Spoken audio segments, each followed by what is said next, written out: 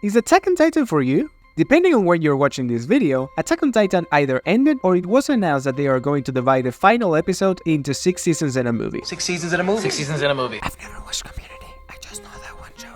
And, unless you've been living under a rock since 2013, you've most likely heard or read about Attack on Titan and why it's probably the most important anime, at least in terms of popularity, of the last decade. But should you consider giving it a watch if you haven't? Well, I'll start by saying that, in theory, we'll come back to this, it is the biggest story created for a shonen manga anime in the last decade. Its scope is not only huge, but is also presented in a very culturally neutral way that allows for everyone to enjoy the story, even if they've never consumed these mediums before. The lore is rich and mysterious, most characters have clear motivations and backstories, and the plot is filled with turns and twists that allow for each arc to not only be entertaining, but also to aim naturally to an epic conclusion. The animation is also beautiful, whether you're watching the Wit Studio episodes or the MAPPA episodes, except for the CGI, that's kinda rough. And don't get me started on the intro and ending themes. Each and every one of them is a banger, with the earlier ones being a little more heroic and the later ones being really dark and emotional. Given this description, we should be looking at one of the best anime shows ever made, no? Well, remember when I said in theory?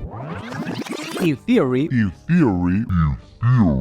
Now take everything I pointed out about the characters, themes, and story arcs and make them just slightly, like a big slightly, shallower. The story promises so much and delivers so little most of the times, whether because it decides to simplify the most profound moments of its plot, or because it basically ignores some of the story beats that were set up as the story went on. It's not that the story is bad, on the contrary, it really works hard in order to foreshadow important events and to set up a realistic world where every action has a consequence. It's just that most of the times, things resolve way too fast with little to no time to actually understand the relevance of each little story beat. While this doesn't make Attack on Titan some run-of-the-mill shonen, it definitely hinders its overall quality, especially because all those flaws start adding up until the story gets to its final arc, which ends up feeling way weaker than it could have been. Don't get me wrong, the highs are really high, and the lows are not that low, but they happen far too often. Some decisions made are also quite weird, like that thing with the head, or the random ability to transfer your consciousness. They are not deal breakers, but I'm not gonna lie, they're kinda dumb. If you truly want the story to deliver on what it sets up, then you might end up a little disappointed. Nevertheless, Attack on Titan is without a doubt one of the most popular works of fiction to come from Japan in the last 10 years. So I would advise that just for that alone, you should check it out. At the end of the day, it's still fun, interesting, and oftentimes shocking.